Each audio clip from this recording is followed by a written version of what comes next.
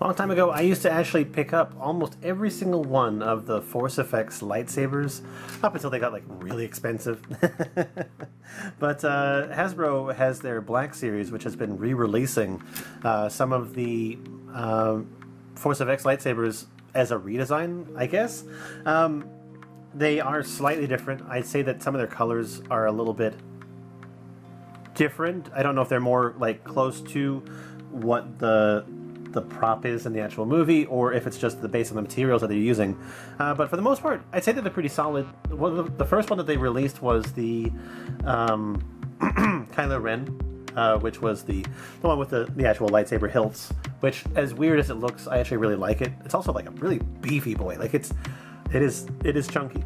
It's one of those people that like it thick. But this is Obi-Wan, and I actually never had this one, so I was actually super excited to pick it up. I like the look of Obi-Wan's hilt, except for like this weird little ball thing at the end. I feel like that this is the only part of it that actually like sort of detracts, but the actual like look of the rest of the hilt, it's very clean. It's very thin in the hand, which I actually like really appreciate. The actual power switch is pretty basic. It's not super flashy.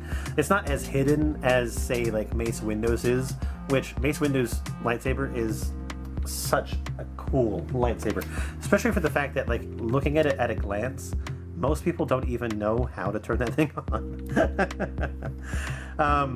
But when it comes down to the actual build, I do enjoy it.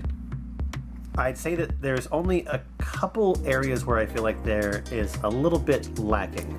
Number one is the belt hilt, or the hilt belt clip, which it's super loose, feels like it's broken or going to break off, and you can't tighten it for some reason. The other thing is,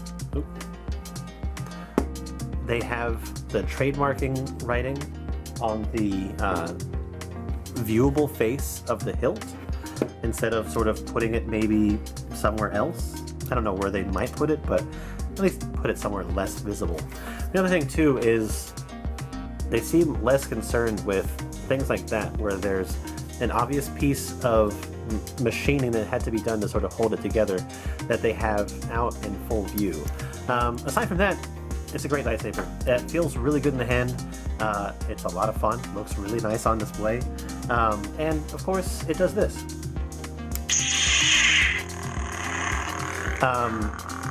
The sound of it is really good. The light is nice and super bright. And I'd say that its responsiveness for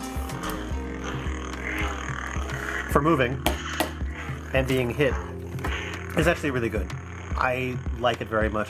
The other thing that they've done is they've increased the amount of time that these stay lit without being moved. With the old ones, I'd say that they last for about like 3 to 4 minutes or so. These ones last almost 15 minutes just sort of sitting there. I tested it. I checked. But anyway, that's Obi-Wan's. Let me know down below what you think of this lightsaber, and if you've managed to pick it up for yourself, or if you just like these lightsabers in general. I'm a big fan of the Force Effects lightsabers, so being able to pick them up again when I missed them the first time, it's great. Because these things can be upwards of like $300 from the Force Effects line, and those are like too expensive for me. Currently I'm missing like Ventress, Dooku, and Yoda.